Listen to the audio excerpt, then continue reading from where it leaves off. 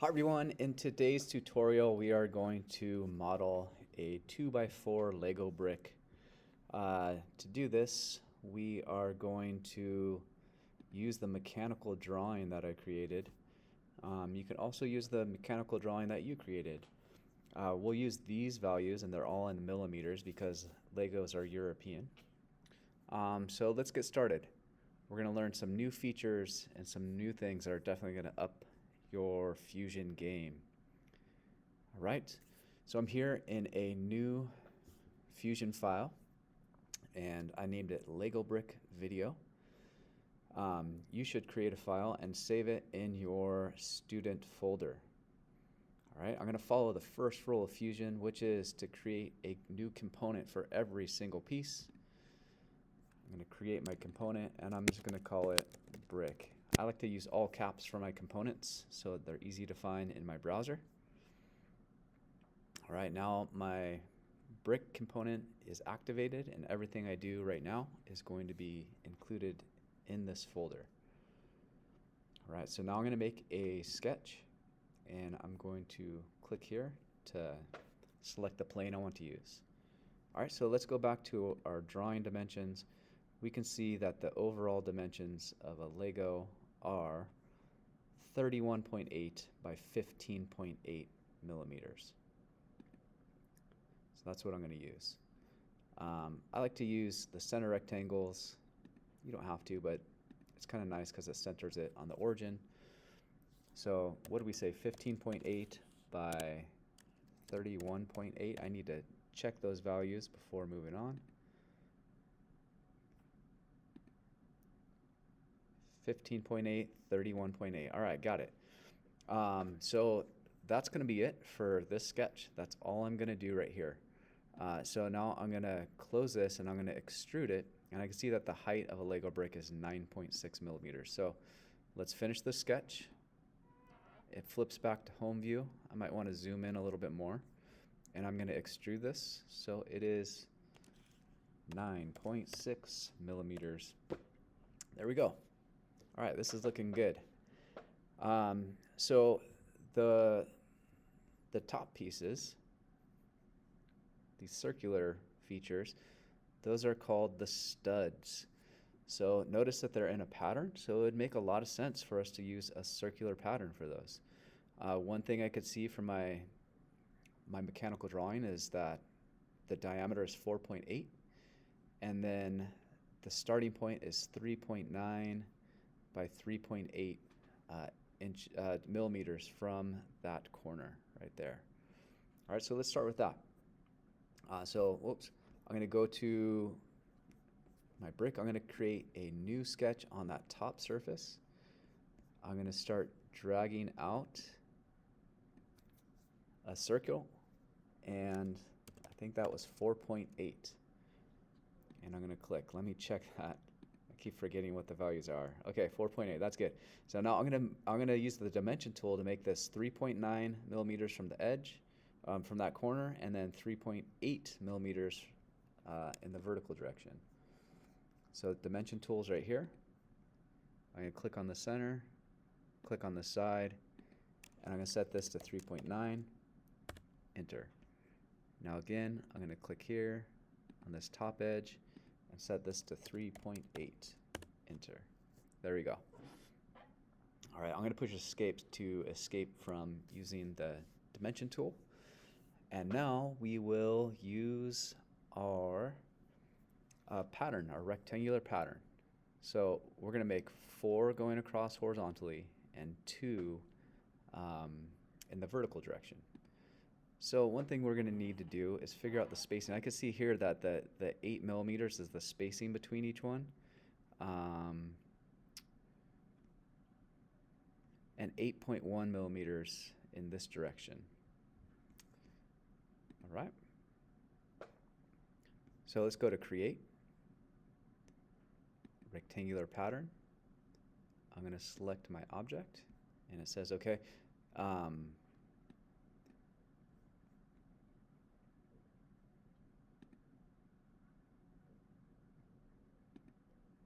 I'm going to change this setting right here in distribution. I'm going to change it to spacing.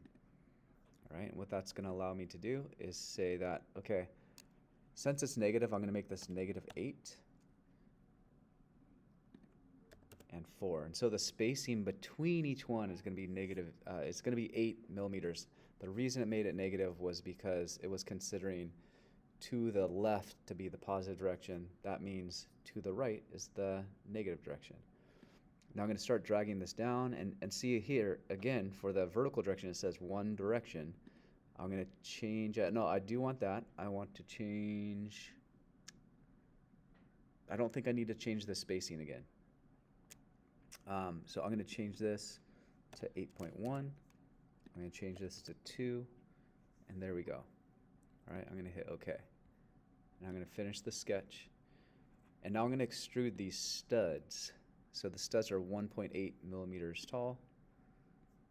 So I'm going to click here and just click on all of them. There we go, there we go, there we go. And I'm going to start dragging this up and make it 1.8 millimeters. There we go. All right, that's starting to look like a Lego. Cool. All right. So let's go to the bottom, and we are going to have to cut out, right? If you look at the bottom of Lego, like a lot of that is hollowed out. I know there are more features under here that we could include, but we're going to ignore them for right now. Right now we're going to use a feature called shell, and that's going to we're going to use it to make a 1.2 millimeter thick wall around that inside part of the Lego, right? So I'm going to hover over to my modify menu, and right here I have shell. And I'm going to click here on this bottom surface. And you could start dragging in if you want. I don't want to shell it 5 millimeters. I want to shell it 1.2 millimeters, and I'm going to hit enter. And so now you can kind of scroll and you can see what we just did, and look how fantastic it is. We got those small holes in there, right? So we don't have to worry about making those. All right, cool. This is coming along. I'm going to take this time to save my work. It's great to save it often. You could just leave it as user saved. All right, we have to go back to our drawing, and let's see what we have to do. All right, we have to make these cylinders right here that kind of help hold on to the studs of another brick. Now, if you imagine this part, this underneath part, would have to fit right here on this top part of another brick. So what I will do is flip this around, and I'm going to say that I'm going to make a new sketch, and I'm going to click on that underneath surface. And what I want to do is I want to project. So I'm going to push P for project, and I'm not seeing the sketches I want to see, so I'm going to go back into here, and some of my sketches are hidden.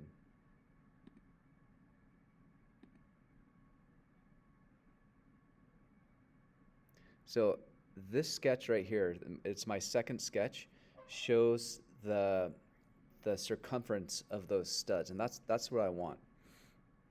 So now I'm going to push P for project, and see as I hover over these studs, I'm going to project that geometry, and I can use that geometry to help me out. Okay, I'm going to hit OK, and so now I can use those. It's going to be really helpful. I want my cylinder to have a center right in the center of these studs that I just projected. I'm going to use a line, but I'm going to change the setting to a construction line. So I'm going to come over here to line type, and I'm going to click that and make it a construction line. When I draw this, it's going to look like a dashed line, and I'm going to be able to snap to those center points because I projected them from that last sketch. So I'm going to go like that. I could do another one. but I don't need to. I'm going to show you the, I'm going to zoom in a little bit. I'm going to show you the midpoint feature. But before we do that, let's see. The outer diameter is going to be, let's see, the inner diameter is going to be, let's do this. Let's ignore those right now. I know what I want to do. So I'm going to make a circle, and I'm going to hover over that construction line, and when I see that triangle appear, that means I'm at the center point of that triangle. So I'm going to click there, and I can zoom in a little bit, and I'm going to snap to that stud projection that I made. So I'm going to click there, and you know what? I made a mistake. I left it as a construction line. I always do that, but it's not a problem. I'm going to select my circle and unclick construction, and now it's a normal line. All right, I'm going to do one more thing. I'm going to make this another circle with a diameter of 4.8. That's going to be that inner circle right there. All right, click. I'm going to snap to that center, and I'm going to make this 4.8. What? It's a construction line again? I don't know why it shouldn't have been, but let me select it, unclick it, and I'm going to finish this sketch. All right, cool. So we are now going to project, we're going to extrude this, and we want to extrude it to this surface right here. So you know what? Let's figure out how much we need to extrude this by checking the height of this inside part of the brick. Let's go to Inspect, Measure, and I think if I clicked just on, no, I can't click on that line. Let me click there and there, and it tells me it's 8.4 millimeters tall. Close. All right, so I'm going to extrude this. Nah, come on.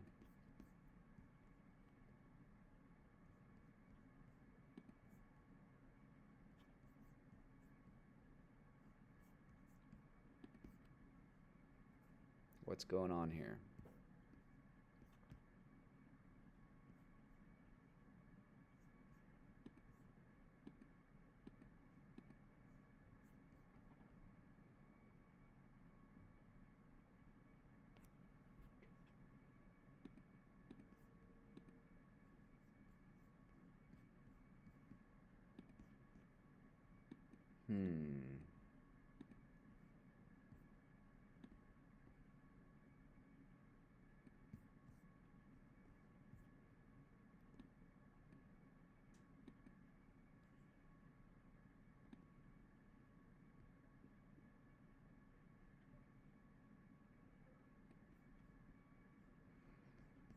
Let me hide some of these sketches. Not that one. There we go. I had all those sketches that were messing up my extrude. Sorry about that little hiccup, but I think we're back on track. I think we said we're going to extrude at 8.4 millimeters. I'm going to hit OK.